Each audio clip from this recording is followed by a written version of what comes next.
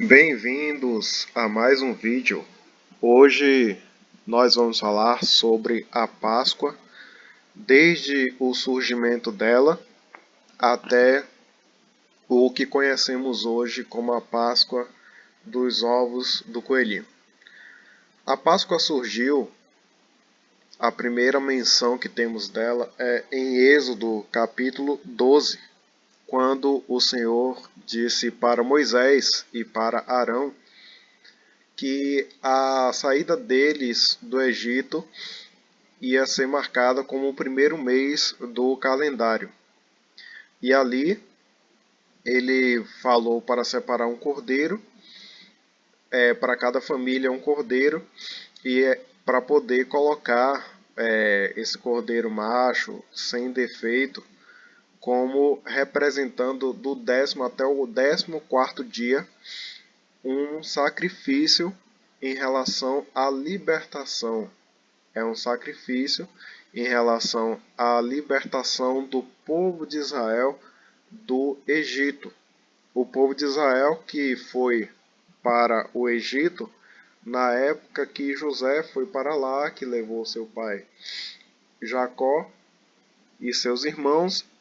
A nação de Israel se multiplicou lá. E o faraó, que estava na época do povo lá de Moisés, ele não sabia mais da história de como a nação de Israel tinha ajudado o Egito através de José, através de Jacó e de toda a família. Então, naquela época, já tinha muita perseguição em relação aos judeus, porque eles já eram, naquela época, escravos. Os judeus não eram mais, não tinham mais os privilégios que eles tinham quando era José. E Faraó, ele não deixou a nação de Israel fazer nada. Somente tinha escravidão, somente tinha serviço que não era digno. E aí a nação de Israel sofreu muito naquela época nas mãos de Faraó. Então por isso que surgiu a Páscoa. E aí os três elementos que Deus colocou na Páscoa foram o cordeiro, as ervas amargas e os pães asmos. Está aqui em Êxodo 12, Êxodo capítulo 12, versículo 8. Carne assada, que é do cordeiro, ervas amargas e pão sem fermento. O cordeiro é o sacrifício que colocou o sangue nos umbrais da porta para que o anjo da morte não passasse e matasse os primogênitos de Israel. As ervas amargas para representar a escravidão, que eu já falei aqui, que Israel passou, aquela vida amarga de escravidão. Então, as ervas amargas elas servem para poder nunca esquecer de onde Deus tirou. Serve para lembrar que a vida era amarga e Deus que libertou. Mas sempre é necessário lembrar de onde saiu. Sempre é necessário lembrar para poder ter gratidão a Deus. E o pão sem fermento foi para simbolizar a pressa que eles tiveram em sair do Egito. Eles não tiveram tempo de arrumar todas as coisas, porque a fermentação tem que ser com tempo, né? Não se fermenta assim de uma hora para outra. E essa saída do Egito foi uma saída muito apressada pelo motivo que eu falei que Faraó não tinha deixado eles saírem. Então eles tiveram que sair apressadamente. Inclusive por causa disso que nós temos aí as 10 pragas do Egito, que foram as águas do rio Nilo se transformaram em sangue, as águas do rio Nilo se transformaram em sangue. Depois nós tivemos as rãs cobrindo ali a terra, e tiveram muita peste de rãs em todo lugar no Egito. Tivemos também os piolhos que atacaram os homens, atacaram os animais e incomodaram muito os egípcios. As moscas que escureceram o ar. Tivemos a morte dos animais também, os animais morrendo como uma punição. Os animais dos egípcios morreram e os do povo de Israel não morreu. Tivemos depois as úlceras que atacaram os egípcios, isso tudo porque Faraó não tinha deixado o povo de Israel sair.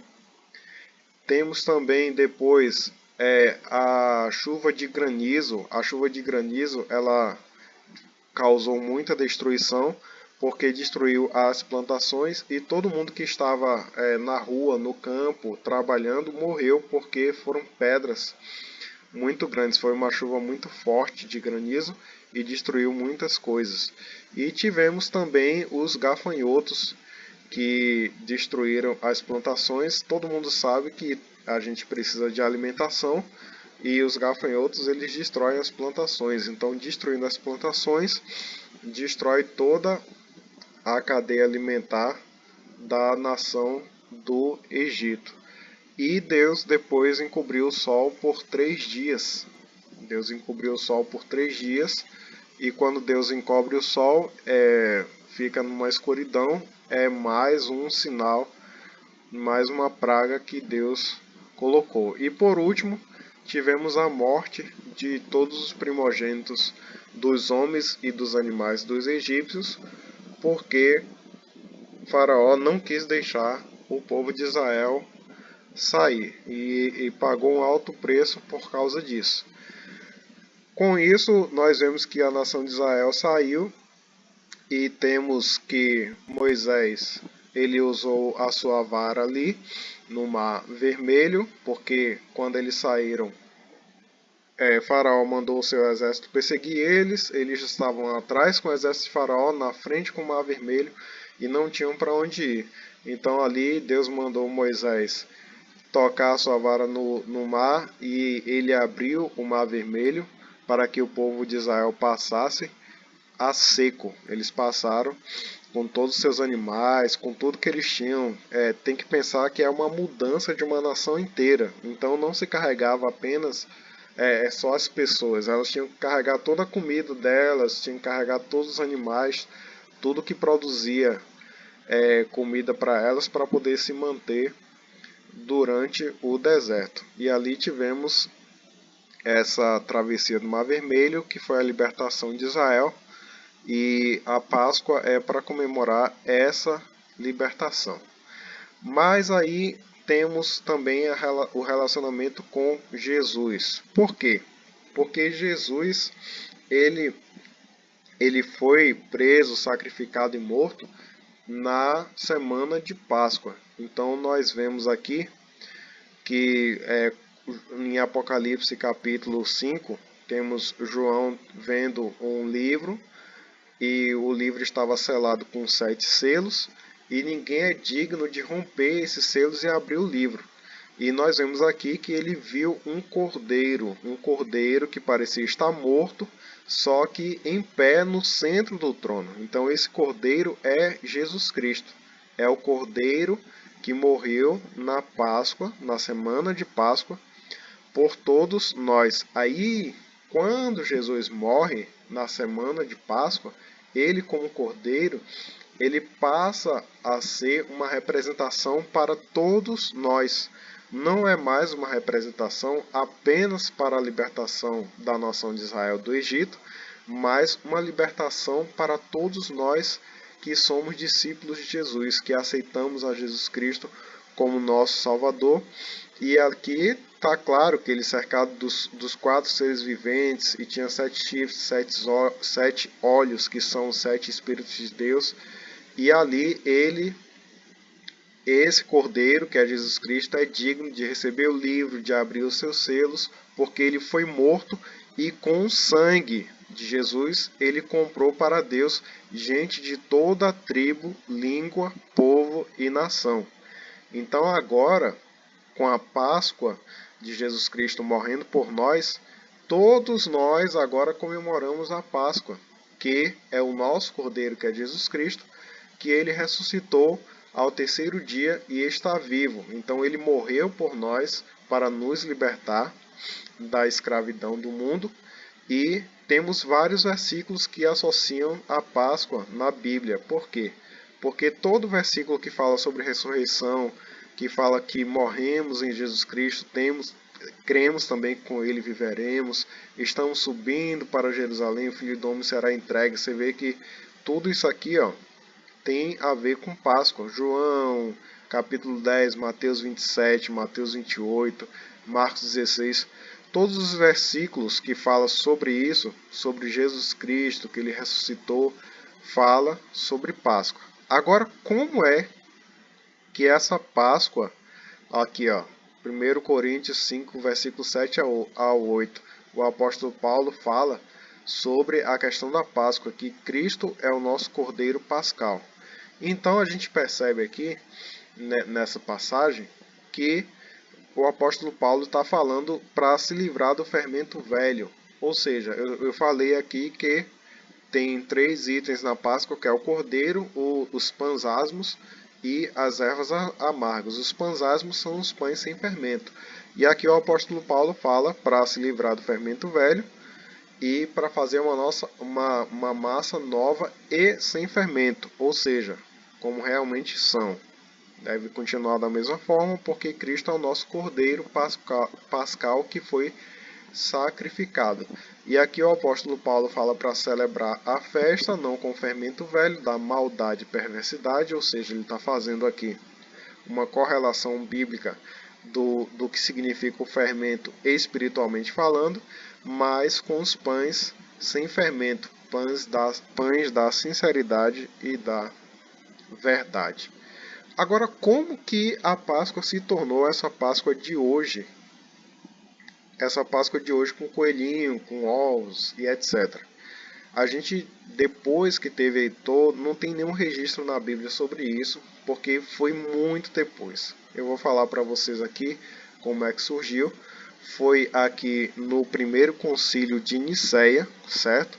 Porque o que acontece é o seguinte: o imperador Constantino, ele era o imperador de toda aquela região romana e Israel estava sob domínio romano. Israel e toda aquela região ali. Muito grande o Império Romano. E a mãe dele, Helena, ela aceitou a Jesus. E aí quando ela aceitou a Jesus, ela falou para ele não perseguir mais os cristãos. Por quê? Porque os cristãos eram perseguidos por aceitar a Jesus como único e suficiente Salvador. E o Império Romano, ele quis fazer um concílio ecumênico. Por quê? Porque o Império Romano ele não aceitava ter um só Deus, ter um só Salvador. Ele tinha que colocar todos aqueles do panteão, todos aqueles deuses gregos, para poder ser adorados. Aí, Constantino perseguia muito os cristãos do Império Romano e ele foi orientado por sua mãe, né, que se tornou cristã, a não perseguir mais. Só que o que é que ele fez? Ele não simplesmente parou de perseguir, ele fez uma mistura. Ele fez uma mistura e a gente percebe aqui no Concílio de Nicéia que temos uma observação muito importante. Qual é essa observação? Vou ampliar aqui para a gente perceber.